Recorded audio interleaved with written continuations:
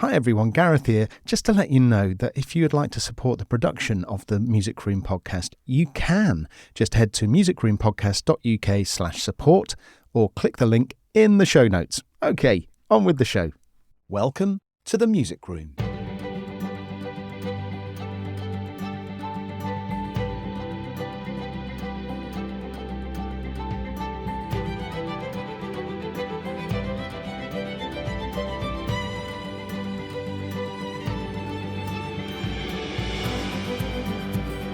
This time in the Music Room.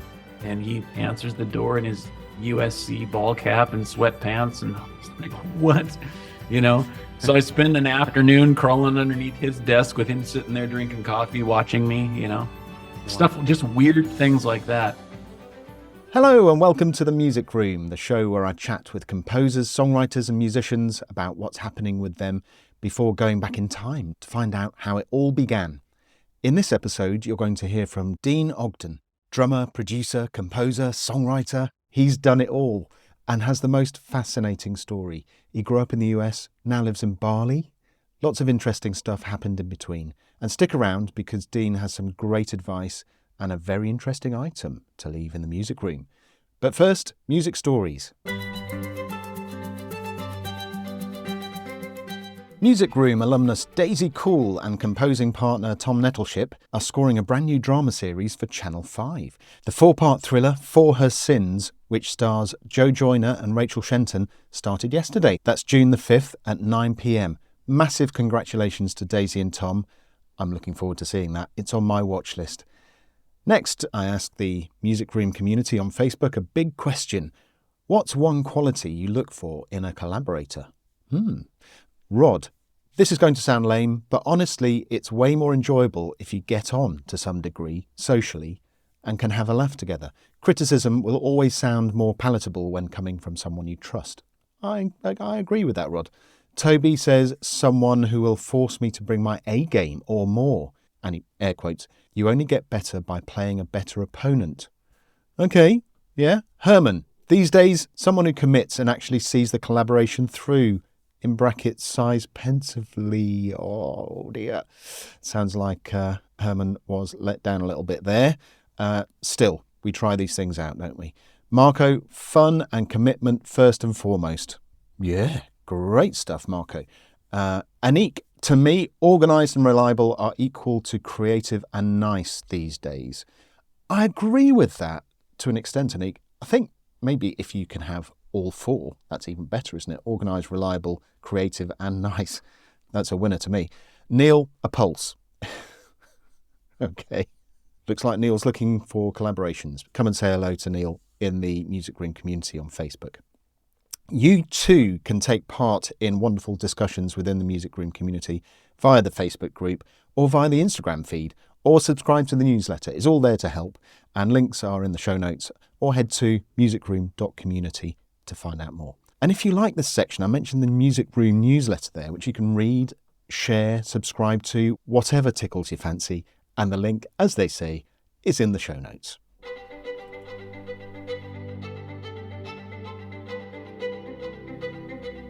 Deane Ogden is an American record producer, session and touring drummer, and co-founder, songwriter, drummer of the band Stone Cold Killers. Over a long and winding career, Deane has worked as a recording and touring drummer with the likes of Stevie Wonder, Robbie Williams and Seal, written the music for feature films and primetime TV, and produced some of Indonesia's finest musical talent. With no further ado, let's hear from Deane himself. Deane Ogden, composer, producer, rocking drummer, welcome to the Music Room. Thanks so much, man. I really appreciate it. It's really an honor to have some time with you. It's cool. You are all the way over in Bali, where you live. This is fantastic. How is it in Bali today? It's fantastic. It's nighttime now, but today it was wonderful. It's kind of perpetual summer here. It never gets cold, which is good and bad, but it's pretty great for kids and, beach time and all that kind of stuff. It's a good hang. It's a nice place to work and live, and yeah, we really like it. We've been in Bali now for almost 10 years. So yeah, It's been great. It's really great. I don't see us leaving anytime soon, unless some apocalyptic nightmare takes place or something. But yeah. But that's quite a difference from your roots, which we will get into. I'm sure there's a Yeah. fascinating story there about how you got to Mm. Bali. But yeah, just by means of introduction, I think it's really hard to introduce someone when I don't think you fit the mold particularly. You've been a drummer with the likes of Stevie Wonder, Jewel, Robbie Williams, Al Jarreau, Britney Spears, Natalie Imbruglia, and so many more artists. But then composed the music for feature films, primetime TV, as well as producing for a lot of artists. So for those listeners who are trying to figure out where they fit in the huge tapestry that is the music business, how do you see yourself? Very lucky, you know. Right. Uh, I mean, credits can be, I don't know, they're interesting. I've definitely played with a lot of people, but I was never really anybody's drummer. You know, I sat in with a lot of people. I did, a lot of small tours, filled in for people, but never was really like the number one guy. So it's kind of been a career of just, I guess, what a lot of musicians probably do is just you do whatever you can to survive. I've played with a lot of people. I've produced records, like you said. I've definitely, there was a period of time, I don't do it so much anymore, but there was definitely a period of time where 100% of my energy went into film scoring. And, when I was living in Los Angeles, I was really pursuing that. And I kind of thought that would be the thing that I was most interested in, after playing drums my whole life and sort of trying to carve out a career doing that is pretty difficult, or at least it was for me. And it never really materialized into anything permanent. I was a jobbing drummer, which I loved.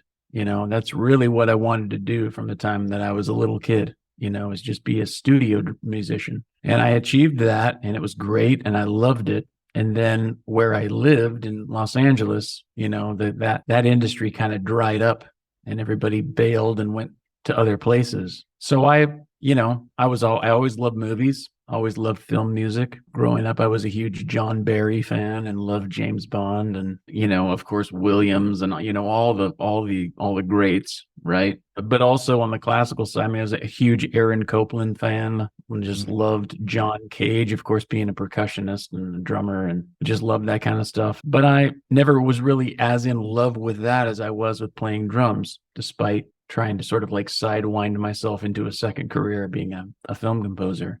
But I did it for a decade, and I did a lot of fun stuff, and I don't have any regrets about it. But I have since kind of found myself sort of drifting back to my first love of, playing drums and, being on the road and being a touring drummer and spending a lot of time in the studio, doing a lot of sessions. And so that's kind of how it's been. It's been 30 plus years of touring, studio sessions for a time, television and film, and then sort of full circle back to touring and sessions now, with my band. Yes, your band, Stone Cold Killers. You're really scratching that drumming itch, aren't you, with the Stone Cold Killers? I saw the video, your first video earlier, which is cool. Yeah. Great. Really cool. Thanks, man. Thanks. How did it all come about? With those guys? Yeah. It's the craziest thing, man. So I moved from LA to Indonesia in late 2010, early 2011. And I was on tour and I came over to Jakarta to do some shows, and I met the woman who's now my wife and kind of never left, I went back to LA for a couple of years, but we sort of had this long distance thing that was a nightmare. And so I finally I sold everything in LA, moved over here and, off to the races and started a family and all that kind of stuff. And then we moved to Bali when our first son was born three or 4 years later. But while I was in Jakarta, I met this kid. He's a guitar player. And I don't remember exactly how we met. I think we met maybe through a mutual friend or something. But anyway, he was playing in a band over there, and I went to hear his band at a jazz club over there. And just really switched on kid, man. Indonesian kid, didn't really speak much English, but just an Alan Holdsworth type, John McLaughlin kind of guitarist, just really young. He was, I guess at the time he would have been about 20 in his mid 20s, and single guy, and just, working in studios over there. There's quite a few high-end studios over in Jakarta, because that's where, if there is a music scene in Indonesia, that's where it is. It's where the work happened. So he was there from his village, kind of a transplant, sort of an LA type thing, like for me, And I met him, and we jammed together a couple of times, and I sat in with his band once, and that was a lot of fun. And we just became friends. And we had a shared love of Level 42, the band. And when I was a little kid, Phil Gould has always been my drumming idol. He's like the Mount Rushmore for me, And so Pfizer, this kid, and I realized that we were both huge fans of the founding era of Level 42, the Gould brothers and Mark King and Mike Linda. And so we kind of shared that passion. And we just stayed in touch. I moved to Bali, and he stayed there and kept working and doing his thing. And over the course of 10 years or so, we just stayed in touch, and, through Facebook and all that. But we were always talking about, man, we got to do something together. We got to do a project or something, or write some songs, or, something. I mean, we just played together those 2 or 3 times, and that was awesome. And I could feel there was something there. And I had a medical issue about a year ago. I spent, a couple months in the hospital. And while I was in the hospital, I got this text from him, and he goes, dude, I moved my family to Bali. We've been here for 2 months. Where are you? I go, well, I'm laying in the hospital, man. Like, I just had double surgery, and he's like, whoa, what? So as soon as I got out of the hospital, we got together. He came and visited me, and we talked, and we hadn't seen each other we literally had not seen each other or spent any time together in the same room in 10 years. And he's a grown man now. He's got a family, 2 kids, And I said, when I can when I can hold food in my mouth again, we're gonna do one of those projects we keep talking about. And he goes, yeah, it would be great. It would be great. And he was over here doing resort gigs. There's tons of resorts, because it's a tourist island. It's basically the Hawaii of Australia. So all the Australian tourists come over, and there's tons of resorts. And for musicians over here, if you're a resort player, you can really make a great living. And that's what he was doing. He was over here doing that and just providing for his family. So I got better over the course of about 6 months, and good enough to get together with him and have a play at my studio. And it was just like, we just picked right. I mean, you know how it is. Musicians get together. It was like we didn't miss anything. It was just like we were finishing the sentence from the day before, And I said, man, we got to do something. Let's find a couple of cats and build something and have a go at this. And he's like, okay. And at the time I was just kind of thinking, maybe we could just do some gigs around the area or something, just for fun, just on the weekends or whatever, because we're both doing other stuff. But we got really fortunate. We had a singer for a while, for about a month, that was really talented, but he wasn't the guy that we wanted. We wanted this kid who had been a finalist on The Voice Indonesia over in Jakarta. Cool. But he was locked into a contract with NBC, and he was, or not NBC, but Universal over there. And, still had some residual things to take care of as a holdover from being on that show. And he couldn't really get out of it. He was gigging every weekend for them and doing all this other, appearances and stuff. And so it didn't really work out. And then the bass player that I wanted, I'd played with a ton before in other touring situations, but he was super busy and not available, and just couldn't lock him down. And we couldn't find anybody who played horns. We really wanted a horn player, and we couldn't find anybody. And we tried a couple of keyboard players, and those people didn't really work. We just kind of fumbling over ourselves for 2 or 3 months. And then one week, it sort of all came together. The bass player called me and said, hey, man, I've canceled all my contracts, and I'm ready to go. And I was like, whoa, okay. So he came, he joined. And then the singer that we had originally tried to get, he goes, well, let's just get together and see what happens. And so we got together with him, and we wrote a song on the first day. It's probably one of our, better tunes. And by the time we were done with that, he's like, yeah, I'm just going to tell my lawyer, get me out of this thing. I want to go do this with you guys. And then a band that I had produced a record for, they had a friend from Sumatra who's what it's about 4 or 5 islands over from Bali towards Singapore, who's just this killer, just wonderkind, just prodigy saxophone player, just a complete anomaly over here. There's just not very many, really soulful players, especially a sax player, and his name was Cham, and he was coming over to visit this band that I'd produced, and Paul, the lead singer of the Bar Dogs, this band that I worked with, he goes, "Man, you got to meet my friend, he's killer, and he's going to sit in with us this weekend up at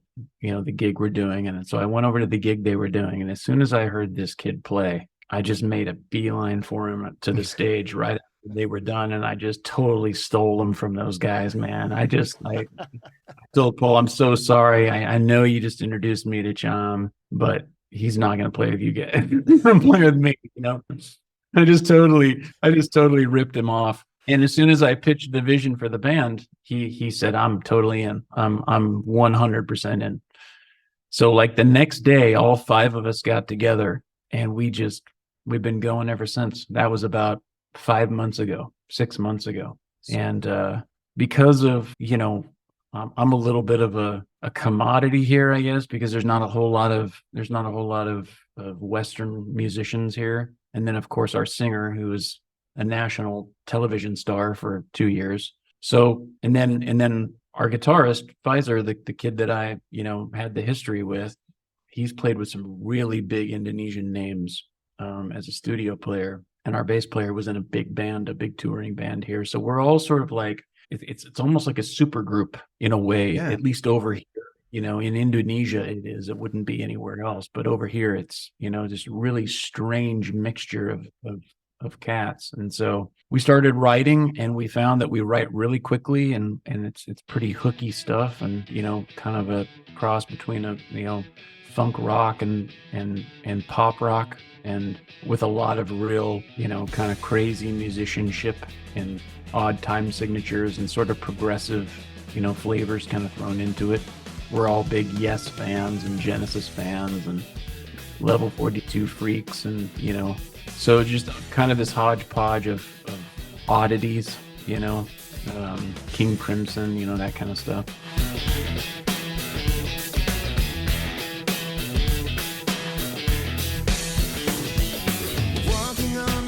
It's kind of taken off on us, we got booked at all these major festivals over here, Southeast Asia, and it's moved way faster than I think any of us ever thought it would. It's just, we played a couple of big shows, and that got us a lot of national notoriety, and it just kind of took off from there. And so we're sort of riding the wave. We're not really sure where it's going to go. Best way though, isn't it? Yeah, it totally is. It really is. It's one of those situations where we're just saying yes to the universe, and whatever. Yeah. We're not doing a whole lot of knowing. We don't know what's happening, and we're not saying no to a lot of things. We're just kind of saying, yeah, let's do it. Who cares? Let's go. What else would we be doing sitting around? That's interesting you're saying about all those influences, because when I went to watch your video, I didn't know quite what to expect. I was expecting kind of rock, but then, like you say, the saxophone comes in, and I'm like, hang on a minute, where's this going? And you've got the jazz influences on the guitar, and it's quite different, and yet quite nostalgic at the same time. And when you were saying about the the components of the band and the experiences and stuff, it put me in mind of Toto. These guys were these amazing session players in their own right, and then they came together as a group and produced this phenomenal work. Yeah, that's a good. I mean, I would obviously don't want to compare us to those legends, but I mean, it's a similar circumstance where everybody's had a career already. Cham is really he's the youngest guy in the band. He's 26, but the rest of the 4 of us have had a couple decades at least of real solid experience in touring and recording, and so for the first time really in my career, like I'm part owner in something that actually means something for the future. That's what it feels like, at least. Like I'm not working for somebody else. We're writing all the stuff together. I'm producing most of it for us. We kind of do it together, sort of like in the room. But I'm definitely mixing and engineering and mastering everything so far, at least. Wow. And we're doing crazy things. We're collab. I can't really reveal it because we don't have it 100% nailed down yet, but we've kind of hatched this plan to do some collaborations with Western artists. Intriguing. Kind of virtuosic Right. players over in the West that I've crossed paths with at some point, or that are aware of us, and kind of having them guest on certain songs, and so that's opened up a lot of doors, of course, to come over to America and do some dates over there next year, and Australia this later this year after winter's over there. So it's interesting, man. I mean, I've been in tons of bands my whole life, but never my own, So this is like this is a real first in a lot of ways. Yeah. So. And it's the right way round, isn't it? You've got all the experience, and now, you can hit the ground running, really, can't you? Yeah. There's no drama. Everybody's got families. Everybody's a dad, like nobody's looking for, who's got stars in their eyes or jealous over money or, we don't have any of that stuff. It's just, it's a real mature, group of dudes, and it's just we're having a blast. I'll put that video in the show notes for you, and oh, cool, thank you. Look on with great interest at your progress. Interested to see where you go with it. Yeah, either be the biggest failure of all time, or who knows? We're just gonna go for it. It's better to have tried, isn't it? That's right. Yeah, but that's now. If you're ready to go back in time, I'm interested to see how you got to this point. Right back to the beginning.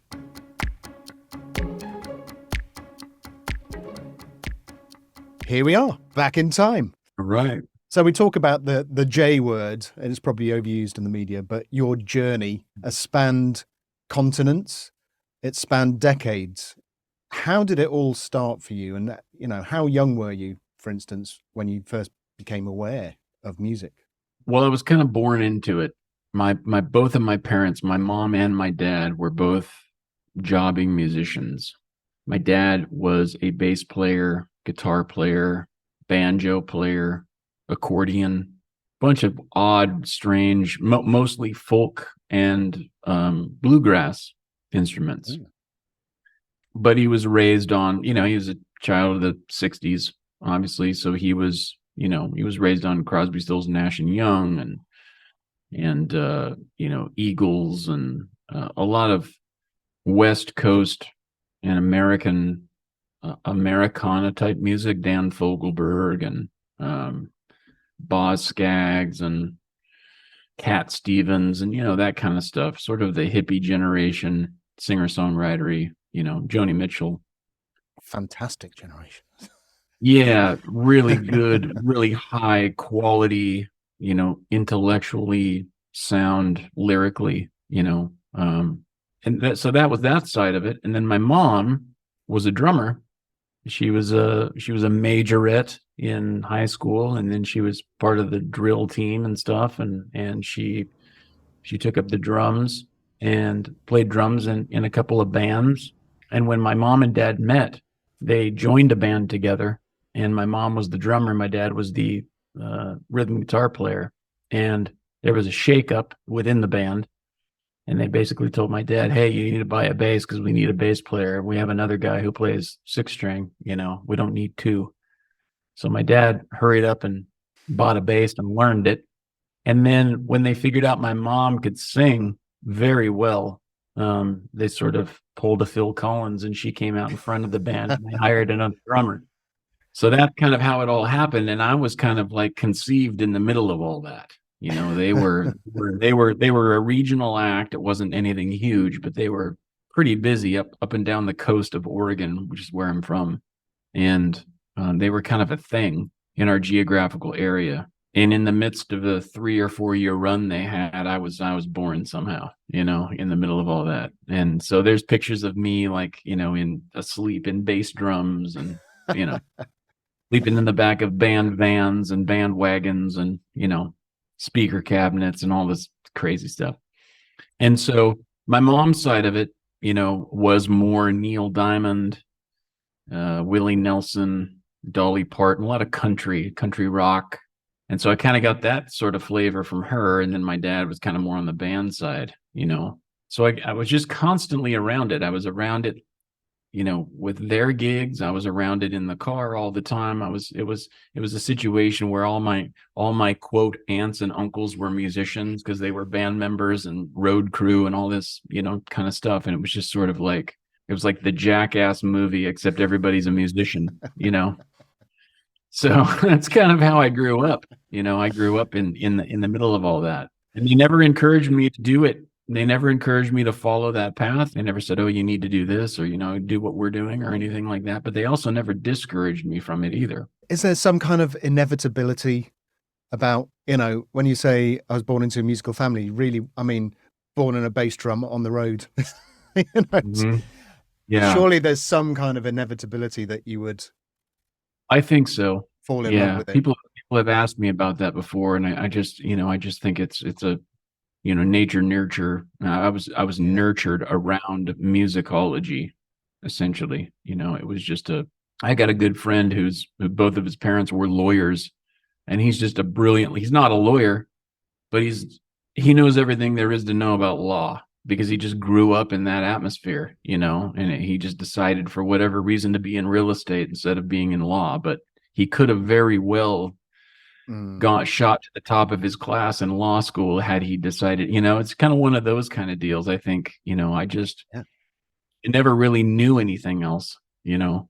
Um, After I came along, they buckled down and had real jobs, you know, because they had to provide. And then where I lived, there was no music scene other than, you know, kind of what they were doing just on weekends, sort of weekend warrioring it, you know. So my dad, you know, started his own business and kind of became a family business, and with him and his father, my grandpa, and they did that. But it was still a huge part of my life. You know, it was, I don't remember a time, and I know it sounds cliche because a lot of people say it, but I really don't remember a time where there wasn't music playing in the car, at home, on the way to school. You know, I mean, it just was always on. I would come home from, you know, it was the era of MTV, and I would come straight home from school on the bus. I'd let myself in. I was a latchkey kid because my parents were at work. And I would let myself in, and I'd make myself a peanut butter and jelly sandwich and sit down on the couch and watch MTV for 3 hours, you know, at its peak, you know, when it was still actual music videos and, you know, just that kind of culture. So I just was never without it. So was your introduction to playing just having instruments around and just hitting things and playing things? And Yeah, my mom had a couple of drum sets in the basement, and, you know, even after her and my dad's band broke up, she still kept playing with other bands, or singing with other bands rather. And she had a drummer for a while named Dennis, and he had a champagne sparkle Ludwig kit in our basement where they did their rehearsals. And I wasn't allowed to go down there and touch anything, but of course I went down there and just sat, played his drums all the time. I mean, you know, they had rehearsal like Tuesday nights, Wednesday, Thursday, Friday, Saturday, Sunday, and Monday were my rehearsals, you know, on his drums. And I remember he was always coming up, "Yo, who played my drums? This is moved," and blah, blah, you know. It was always me. And so I just got bit by the bug, you know. And then there was a series of, you know, radio discoveries, you know, My Sharona in '79, and a dun, dun, dun, dun, dun, dun, yeah, that huge drum intro. I'll never forget the first time I heard that. My mom brought the 45 home and gave it to me, and I went upstairs and played it. And, you know, 5 days later, she's banging on the roof with a broom, you know, "Can you please change the record?" You know, but I just wouldn't stop. And my dad, you know, my dad said several times, "We couldn't have stopped you if we wanted to. You just wouldn't quit." You know, it was the only thing I cared about. I didn't want to be outside playing with my friends. I wasn't interested in sports in any way. I wasn't interested in anything but just playing drums and playing music, you know, really until I graduated from high school. You know, I was worked in high school in really one band primarily with my best friend, who's also a session player in Nashville now. You know, I went to LA, he went to Nashville when we graduated. He's a guitar player. He's played with a lot of people and still talk to him all the time. We're still really super close. But we were in a band together. It was like a funk band, original outfit that we put together with a couple of students from the college that was in the same hometown that we had. So we were the young guy. We were the 15, 16-year-olds, and they were the 20-year-old college kids. And we played frat and sorority parties every weekend, and we were sort of the it band in town for that kind of stuff. So that's kind of what I cut my teeth on. And then when I graduated from high school, I moved to LA. And what prompted the move to LA? Why LA? Well, LA was, at least in my brain, was at the time, this is 93 when I graduated from high school. So it was still, even though the Seattle sound had kind of taken over by that point, and Nirvana and Pearl Jam and, STP and bands like that, so Soundgarden, that thing had happened already in 91, 92 when I was still in school. But it was still LA. LA was the place, if you wanted to be a session musician, you moved to LA, and if you want to be a jazz musician, you go to New York. And if you want to play country, you go to Nashville. It was just kind of the thing. That was the understanding, right? Unspoken understanding. And so I kind of bumbled around and sort of, probably wasted a couple of years kind of deciding whether or not to really go down there permanently. But by the time I finally did in the late 90s, there was still enough of a scene down there, mostly pop, where I could get involved. And, it took a few years. I did a lot of stuff for free, hundreds of sessions for free for people, just trying to network and get to know people and understand, the lay of the land. And LA is a big place. I was scared. I was young. I'd never lived in a place that was larger than, 23,000 people, which is the town I came from in Oregon, just a little coastal town in Oregon. So moving to, the metropolis of LA, seemed pretty daunting. And first couple of years was real interesting. Made a lot of mistakes and moved to the wrong area several times and didn't realize, oh man, I couldn't be further away from where the action is, and God, now I'm stuck in this 6-month lease type deal, but I navigated through that and, just got real fortunate, I met a lot of people. One of the smartest things I ever did is I got a job at Guitar Center, which, in America is like the biggest music retail chain in America. I think it still is. Maybe Sweetwater might be bigger now, but back then Guitar Center was the brick and mortar place, and they had a huge flagship store on Sunset Boulevard in Los Angeles, but they also had another flagship store in Sherman Oaks, which was just over the Hollywood Hills in the basin, in the valley, on Ventura Boulevard. And I just happened to move just down the street from it. So I walked down there and I got a job immediately. I became really good friends with the general manager, who was a pretty high up guy in the corporation. And he made me a store manager. He made me an assistant manager of that flagship store, like within weeks. So I got super fortunate there. He really took care of me and gave me a huge opportunity, and running that store, or helping to run that store with him and the other associate managers, taught me a lot about business and how to deal with people in LA and how to deal with professional musicians and how to deal with tour directors, and people would come in. I mean, there's tons of stories from that place. I worked there for about 2.5 or 3 years. And while I was getting my career going, kind of on the side. But, one of many things that happened is I installed a Pro Tool system at Steven Spielberg's house. And I didn't know it was him. They just sent me up there in a van with a bunch of gear and said, yeah, this guy bought this stuff. You need to go hook it up. He's a VIP client. I'm like, okay, cool. And I go in this big gated giant, compound, and he answers the door in his USC ball cap and sweatpants, and I was like, what? So I spend an afternoon crawling underneath his desk with him sitting there drinking coffee, watching me, stuff, just weird things like that. And I just learned how to network with people and how to, stay in touch with people and know who they knew and research and do all that stuff that you do, when you're trying to build. So it was a really great opportunity for me. And I still, to this day, I have clients and relationships that are from that time in my life that now, 20 years ago, that I still collaborate with people from that time. And, it was really a great time in my life. I hated it at the time because I didn't want to be there, But in hindsight, the greatest move ever. It was just, Yeah. it was awesome. I'm sure you get So, people asking you, what do I need to do to get here? And mm, you have to say, well, decide what you want to do and then do anything yeah. you can around that to point in that direction.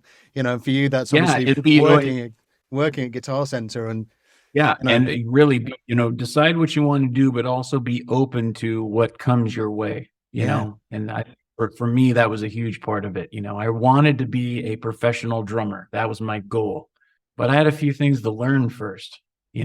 I needed to learn how to run a business, for instance, how to handle my finances, how to keep myself secure enough so that I could pursue the drumming career without having to take every single gig because I was starving to death. So I had this great job on the side. It didn't make me rich, but I didn't have to worry as much as I would have had I just been like, oh, screw that. I'm just going to go full tilt. I'm going to go down to the clubs every night and find out who needs a drummer. If I would have done that, I probably would have had to go back to Oregon to my folks, and that wouldn't have been a bad thing either. I mean, I say that a lot too when I talk to young musicians. Having a place to go back to, the security of that is worth a lot. My parents would have taken me back in a minute, and knowing that I couldn't lose was a huge asset.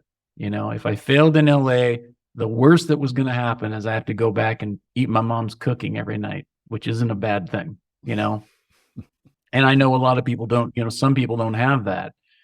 So I feel real fortunate that I did, that my parents were 100,000% supportive. They just never questioned anything.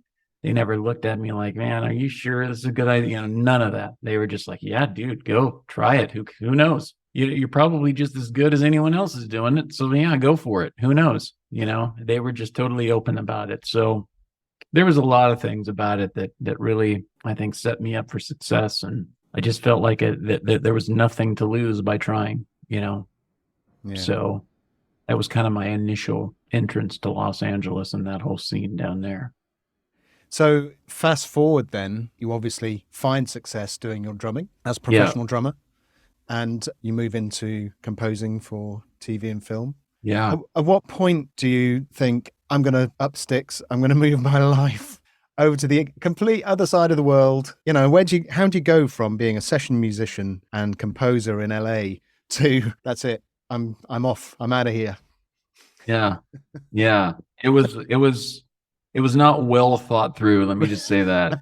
It sounds great, sounds brave and crazy, but it was a combination of things. By the time I left LA, would have been two. Well, I had my last big tour in 2008, and sort of around that time when I got back off that tour, that was with Britney Spears. I went on a South American tour with her for about 6 months. And it was a weird situation. It was like sponsored by a hotel chain, and it was just kind of this strange, but it was fun. But it was, when I came back off of it, LA was kind of gone. It was like no one was really there anymore. It was like, Wow. while I was gone, something happened and everybody bailed to Nashville. In 6 months? Yeah, but probably longer than that, maybe over Yeah. the course of let's say 18 months. But I wasn't really paying Wow. attention because I was preparing to go on this thing, and I was busy. So when I'm guilty of, when I'm busy, I don't really look up. I get really bad about keeping in touch with people and stuff because I'm so focused on this thing. So I wasn't really aware of what was happening. I think I wasn't really paying very good attention. But man, when I was gone for 6 months, or it was about 7.5 months. By the time I returned home, the place was a ghost town, at least in my circles. There was probably a lot of stuff happening that I wasn't involved in. But in my circles, everybody had kind of been like, they'd kind of seen the writing on the wall, and they went to Nashville, where a lot of recording was still happening, and still to this day is really kind of the hub in America for actual recording musicians. So I came back and thinking, well, I'll just go right back into session work. This was a great tour. It was a nice diversion for a few months, and made some good money doing that. And I'd been out with her once before, so it was kind of the same team, and it was familiar, and it was easy, not easy, but familiar. Mm. And I kind of knew where things were. It wasn't like a reinventing the wheel type deal. And when I go back, I'll just sail right back into what I was doing before. Well, that didn't happen because the recording business had literally moved to Nashville while I was gone. And I contemplated going over there. I went and visited my buddy who I spoke about before, my high school friend, Rob Eisler, and thought about, maybe go hang out with him for a few months and, see what I could drum up over there. No pun intended. But I don't know. I decided instead to take a gig, a touring gig over here in Southeast Asia with sort of a Cirque du Soleil type production that was happening over here. A friend of mine was directing it, and he asked me if I'd be part of it. And I'd never really spent a ton of time on this side of the world. So I said, yeah, man, I'll come check it out. I don't have anything going on, and my lease in my condo was almost up, and it was just kind of like the timing was great. So I came over here and I did that production, and that production ended up being a couple of months. It was like 3.5 months that I was over here. And Verena, my wife, we just celebrated a few days ago our 12-year anniversary. Congratulations. Thanks. She was working for that company that was doing this production as a PR consultant. And so I met her, and got to hang out with her for a few months, and that was awesome. And then the thing finished, and I went back to LA. And when I got back to LA, my parents got divorced when I was a kid, so my dad, wherever I would move to, my dad would move there, to be around me. Oh, that's so sweet. And yeah, it was great. I mean, he especially once he retired, he really followed me around quite a bit. And so he lived just a few blocks from me in Los Angeles, and he kind of took care of my place while I was gone and stuff. And when I got home, he goes, dude, I kept telling him about her, and I was like, man, I don't know how I'm going to make it work, but I probably need to move to Nashville, so I can keep working. But she's there, and I don't know, man. He goes, why don't you just sell everything and move over there? Because you can do what you do from anywhere, to the point now. If somebody said to you, hey, next week, can you record this record here, in the Village in New York? You could tell them yes, and you could just take the deposit and spend it on airfare and fly over there and do it. He goes, so you take $1,000 bath, who cares? You're making good money. If it's a $6,000 or $7,000 gig, what's $1,000 for a plane ticket? You can still do the stuff you want to do, and you can live where you want, and there's no pressure, and you don't have to be here, and you don't have to pay the crazy prices of living in LA and maintaining your condo and all this stuff. And and I started thinking about it and thinking about how wise that was, and I thought, yeah, maybe he's right. So I put all my stuff in storage, and I thought, okay, I'll try it. I'll give it like a trial time, maybe 3 months or 4 months, whatever. Put everything in storage, got rid of my condo, sold my car, put all my drums at the cartage place in LA. And I went to Jakarta and tracked her down. And was she surprised to see you? Was she expecting you? She didn't think, well, we'd talked over Skype quite a bit, obviously. I'd been gone for like a year though, since I saw her. And we'd had several, Skype conversations, and she didn't think I was actually going to do it. She just thought it was all talk, because a lot of people over here say that, oh my gosh, I love it over there. It's amazing. I found myself in Eat, Pray, Love and all that shit. So, but when I actually showed up and made good on it, she was shocked. She was really shocked. And, that introduced a whole bunch of other things, because her family is Muslim, and like I'm not, and, all this other stuff came into play. And, so we navigated through that as best we knew how. And we just started dating and just taking it really slow. And I ended up being over here for another 4 or 5 months. And then I had to leave because my visa was up.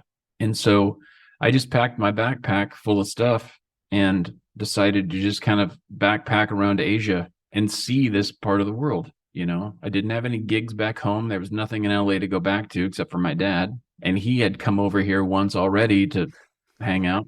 for a few weeks, and see what it was really, what the big deal was, And so I took off and ended up being gone for about 8 months. And I went to Japan and Sri Lanka, and I went to Tibet. I snuck into Tibet in the back of a water truck with a bunch of other people. And I went to Hong Kong for the first time. I'd never been there, and Singapore and Taiwan and Vietnam and a whole bunch of places over here. And I recorded a lot of the stuff that I was doing with street musicians and stuff. I would just roll up and play with people and, and have fun. And at one point I ended up back in Japan because part of my airline, I got this ticket called an around the world ticket. And it was like, you could pay a pretty hefty fee, but you had like 10 or 12 different stops. You could, use it over the course of 6 months or whatever. So I did that, and it began and ended in Tokyo. So I had to go to Tokyo to, get my own way to Tokyo and then start my trip from there kind of. And then it was just, full circle back to Tokyo. So I wound up back in Tokyo for another month and a half, 2 months. And I just got a hotel room, and I just mixed all of those performances that I had encountered into an album, into a world music album. Wow. Yeah. And I called it Eastern Chronicle, and I played it for a couple of people, and a bunch of people told me, man, you should send this to some labels and, see, this is something that people would go for. And I'm like, really? I don't know. It was all instrumental, and the stuff that wasn't instrumental was in languages that nobody, including me, really understood. But it was sort of like a deep forest kind of, world music, Peter Gabriel kind of thing. And I played a ton of instruments that I didn't really know how to play. Probably played them all wrong. It was this experimentation time of, just this time of experimenting with things and figuring out how things worked, and cool sounds that I'd never heard before, and just a really fun, amazing time in my life that I'll never be able to repeat. It was just a phenomenal time. And so anyway, I ended up with 12 tracks and organized them into an album. And then I had a friend at Decca in the UK, and he turned me on to some people at Warner Brothers that he thought might be interested in it. And so I got a limited publishing deal with Warner Brothers, which they, as part of the deal, they agreed to help me promote the album. I could release it independently they had an independent program at the time. And they might still. And so I released it through them, and it didn't really do anything, but it was just a fun thing to do. I didn't tour it or anything or play live, or, you really couldn't, because I was going to say, how do you replicate that? Yeah, wouldn't have been possible, really, I don't think. But anyway, I did that. And then about 6 months later, I did the exact same thing in South Africa. I went over there and lived there for about 4 or 5 months and just did the same thing. I ping-ponged back and forth between a couple of places over there, Cape Town and Johannesburg. And this time I kind of researched it out ahead of time. I met people on Twitter. At the time, I was really involved on Twitter, and I would link up with people and kind of set things up. I met a choir director over there at a church. He was a very dear friend now, and I stayed at his house with him and his wife and their 2 kids for the majority of the time I was there. And he really helped me a lot. He introduced me to a lot of musicians. So that was my second solo record, Quela, and that was fun too. It was just a completely different flavor, and so that sort of got me in the studio again, except in a different role. I played drums on everything, but I also engineered it and recorded it and learned a lot about mic placement, and I had no idea really, because my whole career people had engineered for me. I'd go to a session and there was already engineers, and they'd have everything set up, and they knew how they wanted the drums to sound. But this time it was me making the decisions, and I had to really learn quickly, what polar patterns were, and, how to EQ things properly, and what compression was, and all this stuff, stuff that I'd really listened to engineers talk about over the course of my time in studios, but never really had my hands on it myself. So it was sort of, those 2 albums were sort of a crash course between 2012 with Eastern Chronicle and 2015 with Quela. That was sort of like a 3-year kind of a crash course masterclass in how to record, properly. outboard gear and plugins as well. I just really had never really dived deep into that stuff.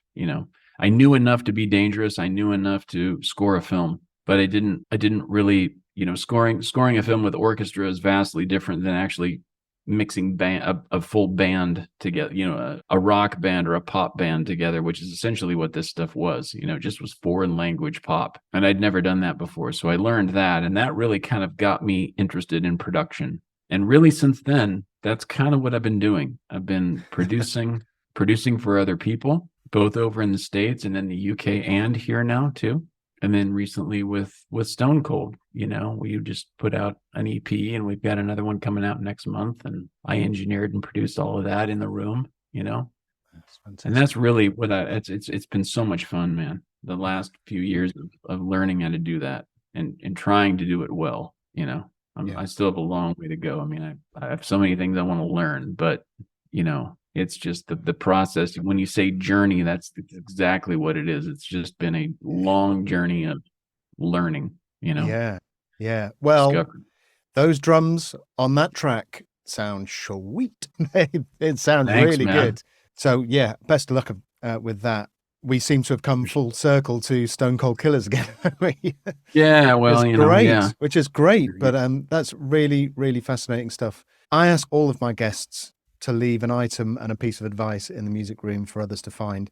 I wouldn't even begin to be able to guess what you would leave. Yeah, it's hard to narrow it down to one, isn't it? I guess, you know what?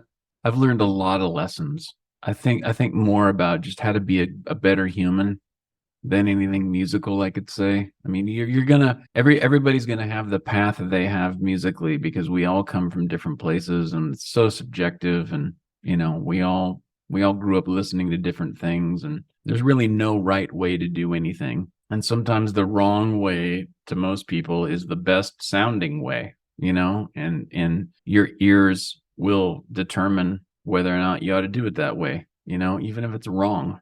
But I think there's a right way to be a human, and there's a wrong way to be a human, and especially in this business. First of all, you got about 60 years before you got to really start worrying about, man, I'm running out of time. I mean, look at John Williams. He's announced that he's going to do one more score. He's going to do the Indiana Jones thing, and then that's it. What is he, 90? Yeah, easily. I mean, the guy. I mean, obviously that's an extreme example, but people who are just starting out, coming out of school or whatever, you're 20 years old, 25, 30, even 35 or 40 years old, you got time. You got a lot of time to learn and a lot of time to meet people. And there's a lot of people out there who are at the same level that you're at the same age you're at. And they're not going to have their shot until they're 50 or 45 or 40 or 35 or whatever. And I think it's easy to get really worried and full of anxiety about, I'm running out of time. I'm 26 and I still don't have anything going, or I'm 30 or 35 and I still have not scored a big film or whatever. Man, I know people in their 60s who've just done indies their whole career, and they have a nice house and a great family and a couple of cars and vacations, every winter. And I mean, they do well, and they're not Hans Zimmer, but they can call themselves a professional composer, They can call themselves a professional musician, because they're earning a living making music. Yeah. And there's a lot between the top of that and the bottom of that. There's a lot of time. There's a lot of margin financially. There's a lot of different situations. There's a lot of geography, in my case, you can move. You don't like what's happening, move to where there's work, or create your own work. But I guess the point is, don't feel bad about what hasn't happened, or what society or the industry has told you should have happened by now, because it's not true. Everybody's got a different path. My path has obviously been a crazy roller coaster of weirdness. I'm sure yours have too. When you look back on what you've done, you're just like, man, I don't even know how I got here, but here I am. You gotta enjoy the ride, man, because that's where the fun is. That's where it's at. You're never going to get to where you're going I've accomplished a lot. I've accomplished pretty much everything I set out to do, but I'm still not satisfied. I want to do other things. And I mean, look, I'm 15 years old again in a band, Yeah. So that would be, I guess, if that makes any sense, I guess that would be what I would say, Yeah. I love that. Don't feel bad for what hasn't happened. Yeah. I love that. Yeah. Yeah. Yeah. So there was an item and a piece of advice. That was advice. So is there a specific physical thing that you think that you could leave for others to find, which you might help them understand something or do something, or it can be anything? I mean, we've had so many items. Okay, a thing, like a physical object. Yeah. All right. Yes. Okay. So this is going to appeal to mostly to drummers, unfortunately. Excellent. The degenerates of your listening base. There's a thing called a tension watch. Probably the most popular version of it is made by Tama, the drum company, which I was a Tama artist for a number of years, and I love that company. But they came up with they actually have a rhythm watch, which is a metronome, and then they also came out with a thing called the tension watch.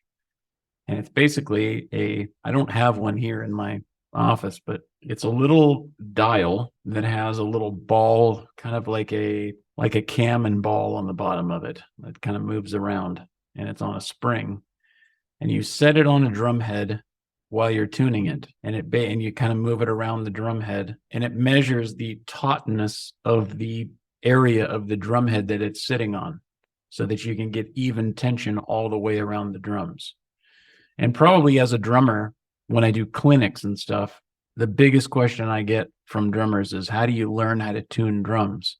There's a lot of ways to learn how to tune drums, but that is probably the best and fastest way to learn how to do it, is to use a Tama tension watch. And they're like $20, American, USD. They're not that expensive.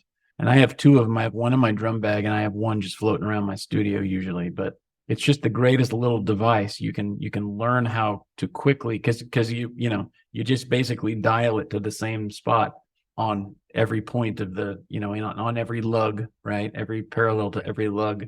You just make sure that whatever number you're on, if it's 5 or 15, that you're 5 or 15 all the way around.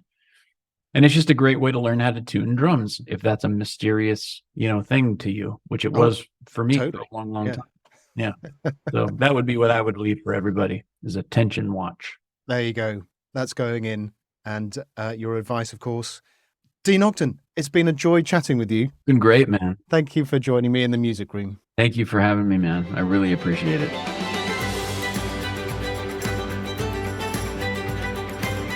Thanks for listening to the Music Room podcast today. If you'd like to know more about the show or the community that surrounds it, head to musicroom.community. The link is in the show notes.